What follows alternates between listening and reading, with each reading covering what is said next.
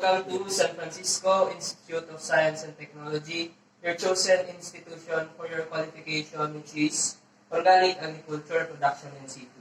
I'm Carlo Orbeta and I will be your trainer. Before we start the orientation, please sign in the attendance sheet first. Okay? And then, please also take this pre-test. This will test your knowledge regarding the competencies that you need to learn during your stay here in this institution. Next, please fill up this data gathering on trainees' characteristics. So this will be my basis on what teaching style I will be using. After that, please also fill up this self-assessment check. This contains the competencies required for the qualification. Just put check if you have prior learning with regards to the topic. Okay? And then lastly, this is your training contract. Signing this will ensure us your commitment and that you will finish your training. Okay? Now let us proceed now to the orientation. First is the school rules and regulation. So same as with all institutions, please make sure that you report to my class every day and never come late. And with regards to other rules and regulations, you can refer to your student's handbook. Okay? Now, competency-based training is our training delivery approach. CBT focuses on the competency development of the learner as a result of training. CBT emphasizes on what the learner can actually do. Now, for that reason, you, as trainees, will work hand in hand or will be engaging more on actual work. Okay? Now, CBT has 10 principles. First is that the curriculum is developed from competency standard, which means that the learning is based on the competency-based curriculum. Second is that the competency-based training is modular in structure, which means that one competency is equals to one module, and that you as trainees will learn one competency after another. And then next is that the training is done at own pace, which means that the trainee is allowed to advance without waiting for others. Okay? Now,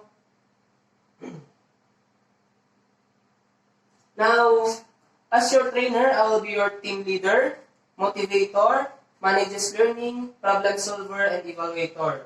Now you, of course, you as trainees, you also have your roles. You can refer to your student's handbook with regards to that matter. Okay? Now, OAP NCII has 4 clusters of competencies that you will encounter. The basic, common, core, and elective competencies. Now, the basic and common competencies are integrated along the way as we take up the core and elective competencies. Now, OAP NCII has 4 core competencies, which are the raise organic chicken, produce organic vegetables, produce organic fertilizers, and produce organic concoctions and extracts. It also has 2 elective competencies, which are raise organic herbs and raise organic small ruminants. Okay? Now, all competencies has CBLMs or competency-based learning materials. The CBLM has preliminary pages. In here, you can find instructions on how to use the CBLM.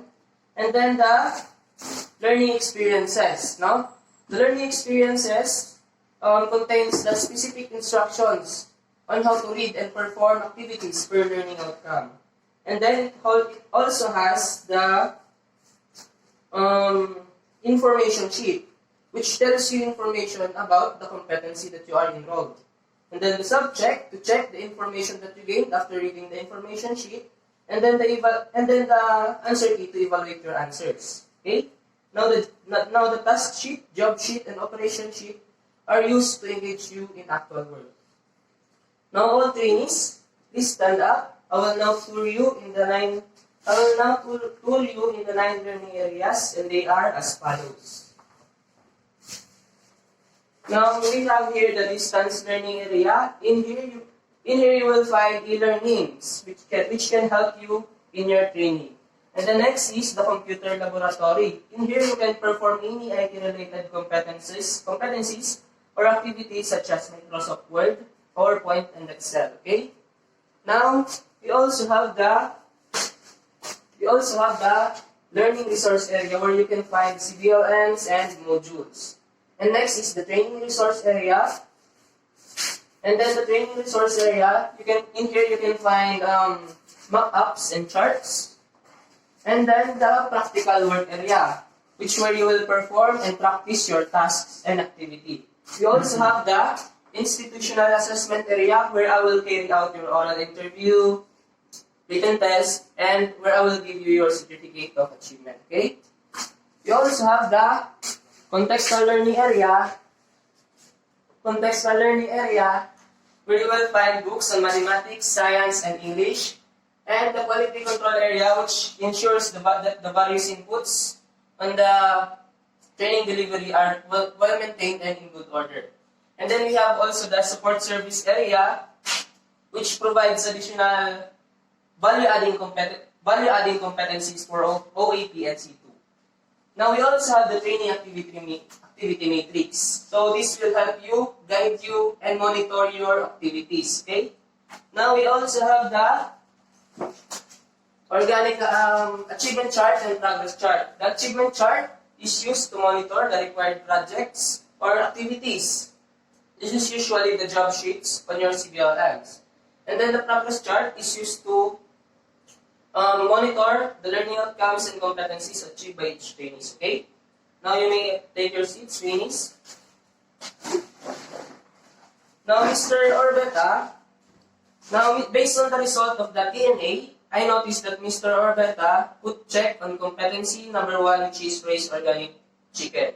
So, Mr. Orbeta, do you have any relevant document to show us to support your claim that you have prior learning in competency 1? Okay, may I look at it? Okay. So, Mr. Orbeta, after our class, please report to the RPL committee. You will be subjected for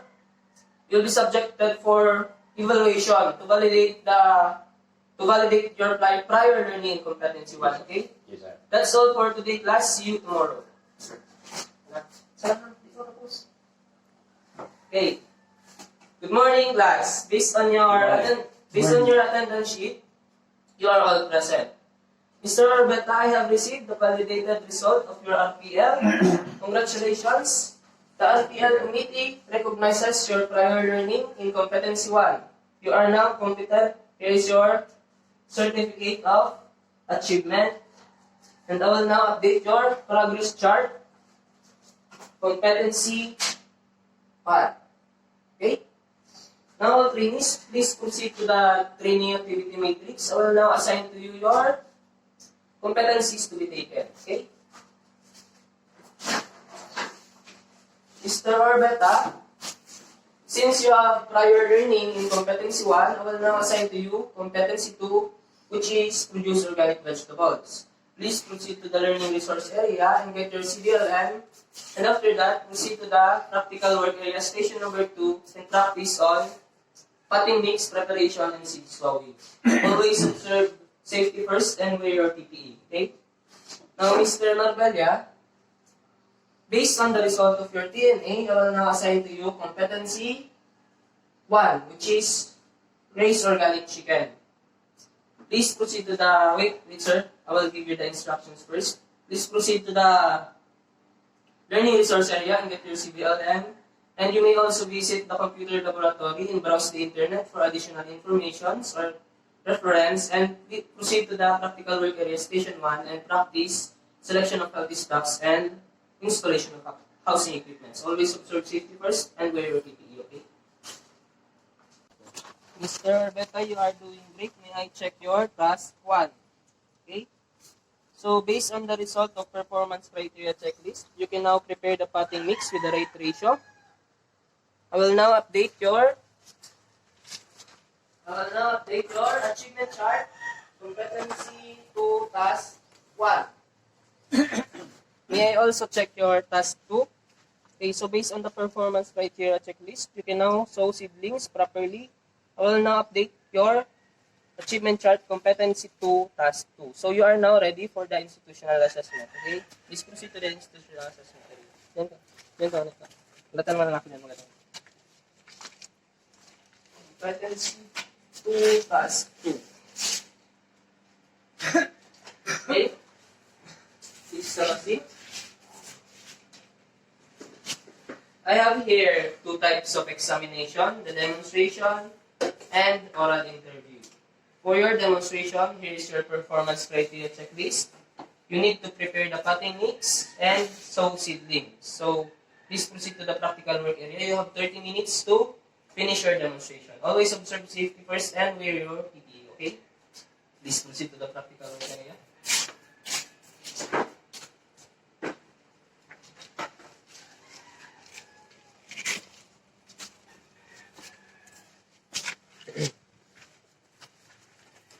Sir?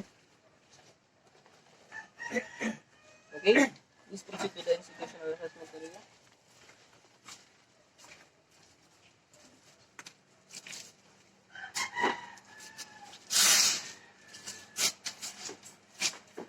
Okay, sir.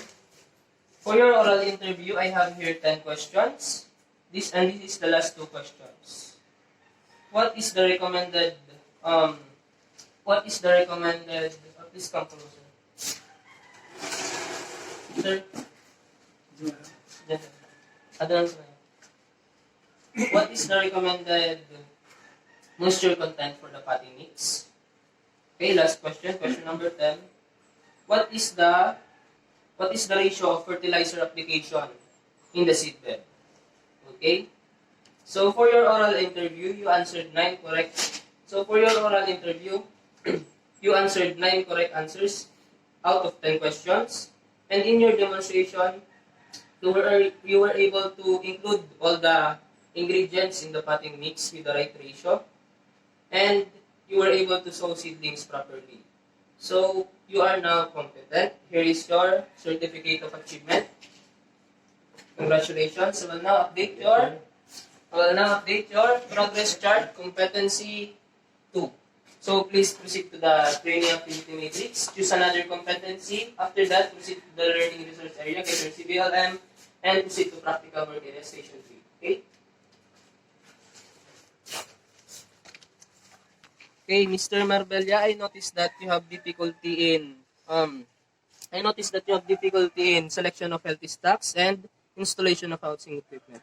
Don't worry, please come with me in the distance learning area.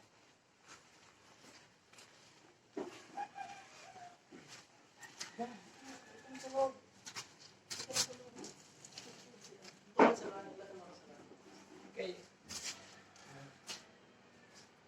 Sir?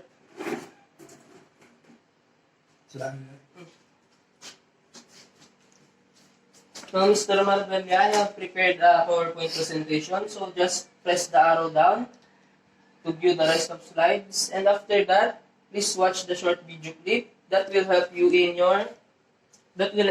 your performing your task. So after that, please also answer the computer-based examination and proceed to practical work area to practice your task. Okay? Okay, Mr. Orbeta, may I check your task 1? Okay, so based on the performance criteria checklist, you can now compost raw materials. You can now compost raw materials based on the Philippine National Standards. And may I also check your task 1? Okay, so you can now prepare bokashi. So I will now update your achievement chart, competency 3, task 1 and 2. So you are ready now for the institutional assessment. Please proceed to the institutional assessment area.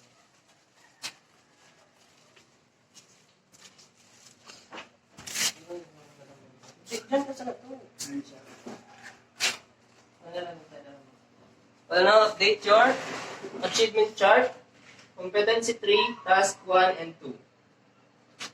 Okay? So for your institutional assessment, I have here 2 types of examination, the demonstration and oral interview. For your demonstration, here is your performance criteria checklist. You need to compost raw materials and you need to prepare bokashi. Okay? Please proceed to the practical work area. You have 1 hour to finish your demonstration, and please always observe safety first and wear your PPE.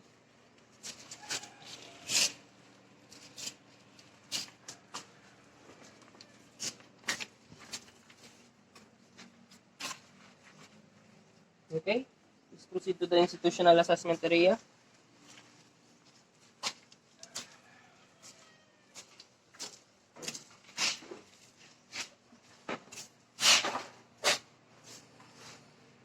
for your oral interview, Mr. Orbeta, I have here 10 questions for you to answer. Question number 1, what are the different raw materials that can be composted? Okay. Last question, question number 10, what are the required ingredients in preparing bokashi? Okay. Now for your oral interview, you answered 9 correct answers out of 10 questions. And in your demonstration, all the raw materials are properly layered in your compost. And in your bokashi, all the required ingredients are present. But you were not able to attain 30 to 40% moisture content in your bokashi, which is very critical on the assessment. So your overall result is not yet competent. Don't worry, please come with me in the practical work area. I will show you on how to attain the right moisture content in the bokashi, okay?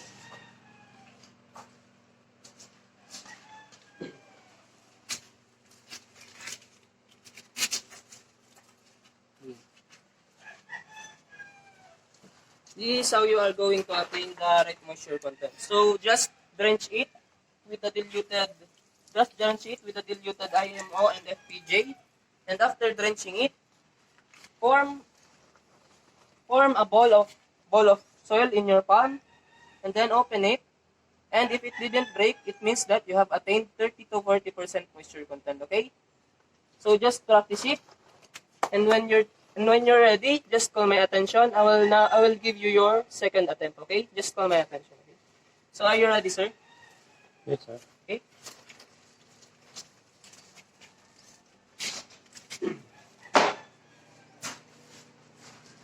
Okay, sir. So for your demonstration,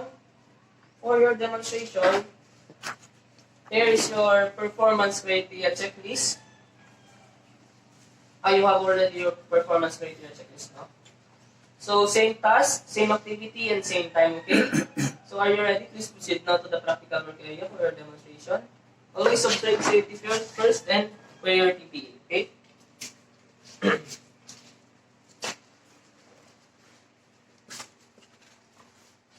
Okay, you are done?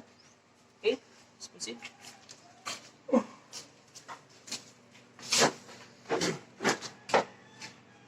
Okay, Mr. Orbeta, in your demonstration, you were now able to attain the right moisture content in bokashi, which is 30 to 40% moisture content. So your result is now competent. Here is your certificate of achievement. Congratulations. I will now update your progress chart, competency 3. Okay? Now that's all for today, class. See you tomorrow. Good day, trainees. I would like to announce that you are all competent and that you are ready for the national assessment, which is scheduled on October 25, 2020. Don't forget to bring your PPE and be ready, okay? Now, regarding your graduation, please attend whether you are competent or not in the national assessment, because I will give you your certificate of training, okay? Now, before we end this training proper, please answer this post-test to know what you have learned during the entire training session. Okay, after that, please also fill up the system evaluation to evaluate the laps and gaps of the training. That's all. I'm Carlo Orbeta, your trainer for Organic Agriculture Production NCII. Thank you and good luck. Bye, sir.